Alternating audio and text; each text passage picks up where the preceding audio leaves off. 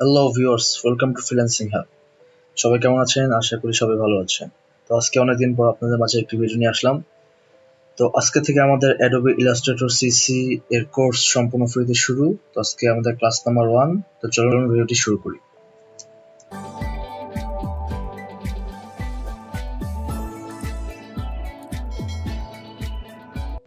Alright, welcome back.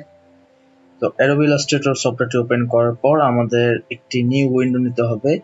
তো আমরা যদি কন্ট্রোল এন প্রেস করি তো এখানে আমাদের বিভিন্ন অপশন দেখতে পাবো। আমরা রিসেন্ট যা কাজ করছি, save mobile app, web, print, এছাড়া আমরা কাস্টমাইজ ভাবে উইথ হাইট সিলেক্ট করে দিতে পারি। তো এখানে আমরা কয়টা আর্টবোর্ড নিতে পারি। তো এখানে সিলেক্ট করে আমরা যদি একটা ক্রিয়েট দেই, দেন সাপোজ এখানে আমি 4টা আর্টবোর্ড নেব বা 2টা, সেক্ষেত্রে দেখেন এখানে 2টা আর্টবোর্ড ক্রিয়েট হয়ে যাবে। একটু জুম আউট করি, দেখেন 2টা আর্টবোর্ড ক্রিয়েট হয়ে গেছে। তো আমার আপাতত 2টা আর্টবোর্ড প্রয়োজন নেই। তো আমি যদি আমার একটি আর্টবোর্ড বড় করতে চাই, সেক্ষেত্রে এখানে টুল বার রয়েছে। তো ডান দিকে এগুলো বিভিন্ন প্যানেল রয়েছে, উপরে মেনু বার রয়েছে এবং বাম দিকে এগুলো বিভিন্ন টুল বার রয়েছে। তো আমি আস্তে আস্তে এগুলো সম্পূর্ণ বিশ্লেষণ করে দেখাই দেবো কোনটার কি কাজ রয়েছে।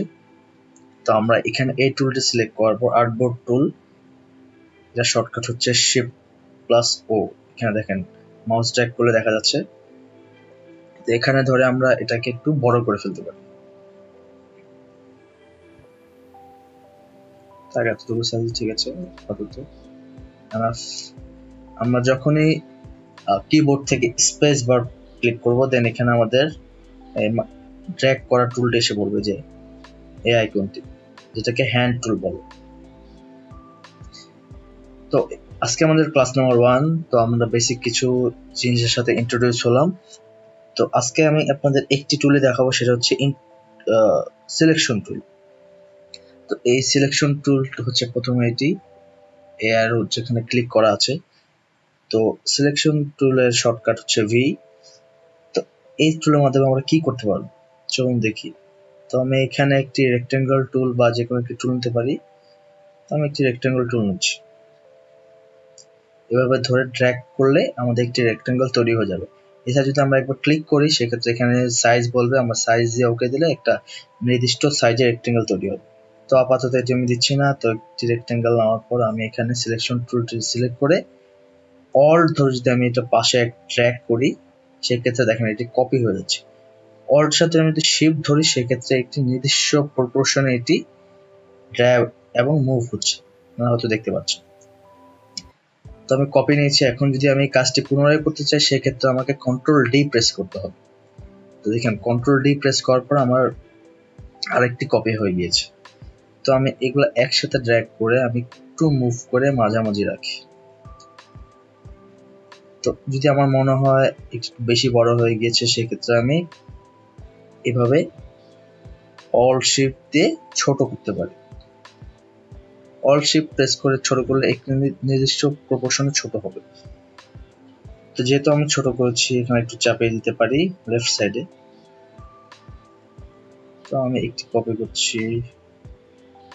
আমরা আমাদের নিয়ম মতো কপি পেস্টও করতে পারি। সেক্ষেত্রে বারবার control C control V press করতে হবে। সেক্ষেত্রে আমরা যদি অল্ট চেপে প্রেস করি, সেক্ষেত্রে আমাদের একটি অ্যাডভান্টেজ, ইজিলি আমরা কপি করতে পারছি। তো সম্পূর্ণটা সিলেক্ট করে আমি এখানে আরেকটি কপি নিচ্ছি। আমাদের প্রপোর্শন ঠিক রাখার জন্য অবশ্যই আমাদের শিফট প্রেস করতে হবে। তো আমি কন্ট্রোল ডি করছি। দেখেন মোটামুটি একটি আর্টবোর্ডের মতো চলে আসছে। পাশ একটু উপরে উঠে দিচ্ছি আমরা। তো এটা চাইলে আমরা কালারিং করতে পারি, আদারওয়াইজ এর থেকে অনেক কিছু তৈরি করতে পারি। তো এটা বেসিক ক্লাস। আসলে সিলেকশন টুল থেকে কি করা যায় কি করা যায় না এটাই দেখালাম, আর কিছুই না। এখান থেকে আমি টুল নিচ্ছি, পলিগনাল টুল। এখানে আমি ট্র্যাক করছি, ট্র্যাক করে এই সাইজ আপাতত নিচ্ছি। তো এটা আমি এপাশে রিপ্লেস করে দিচ্ছি। তো এখন আমি আগের নিয়ম অনুযায়ী অল্ট এবং শিফট ধরে একটি নির্দিষ্ট প্রপোর্শনে কপি করছি।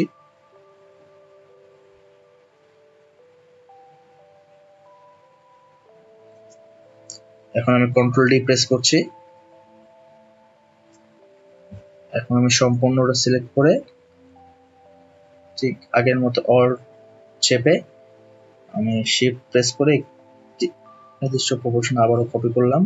দেন আমি যদি আবার কন্ট্রোল ডি প্রেস করি, সেক্ষেত্রে দেখেন কি সুন্দর শেপে তৈরি হয়ে গেল। তো আসলে এগুলো কিছুই না, এটা বিগিনার্সদের জন্য জাস্ট দেখাচ্ছি আসলে কিভাবে কি কাজ করতে হবে। তো আমরা যদি এখানে আরেকটা জিনিস করি, সেক্ষেত্রে আমরা এটার একটা কপি নিই। কপিটা ঠিক আমরা এই পাশে এইভাবে যদি নেই,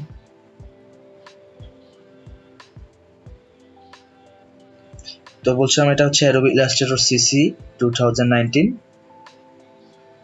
তো এখানে সব থেকে বড় আমাদের অ্যাডভান্টেজ হচ্ছে আমরা 64,000 পর্যন্ত পিক্সেল পর্যন্ত জুম করে দেখতে পারি। তো আগের ভার্সনগুলো যেগুলো সিসি ছিল না, সেগুলো হচ্ছে আপনার 6400% পর্যন্ত আমরা জুম করতে পারতাম। তো এটা হচ্ছে আমাদের Adobe Illustrator CC, সেক্ষেত্রে আমরা জুম করতে পারছি 64,000 পর্যন্ত। হিউজ, তো আপনারা দেখতে পাচ্ছেন। তো যাই হোক, আমাদের কাজের সুবিধার্থে আমরা জুম করে করে নিয়ে কাজ করতে পারি।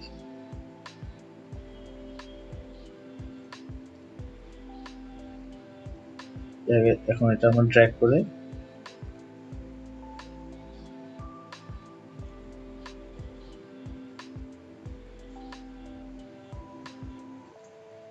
কন্ট্রোল প্রেস করলে দেখেন কেমন একটা শেপের মতো তৈরি হয়ে গেল, চাক টাইপ। যাই হোক, এগুলো আসলে আহামরি কিছু না, অনেক অ্যাডভান্স লেভেলের কাজ রয়েছে। তো আমি জাস্ট কিছু জিনিস তৈরি করে দেখালাম, আসলে সিলেকশন টুলের মাধ্যমে অনেক কাজ করা যায়। তো আসলে এগুলো আহামরি কিছু তৈরি করিনি। তবে নেক্সট ভিডিওতে আপনাদের দেখাবো ডাইরেক্ট সিলেকশনের কাজ। এটা একটা ইন্টারেস্টিং টুল। আজকের ভিডিও এতটুকু, বেশি বড় করবো না। সবাই ভালো থাকবেন, সুস্থ থাকবেন। আল্লাহ হাফেজ।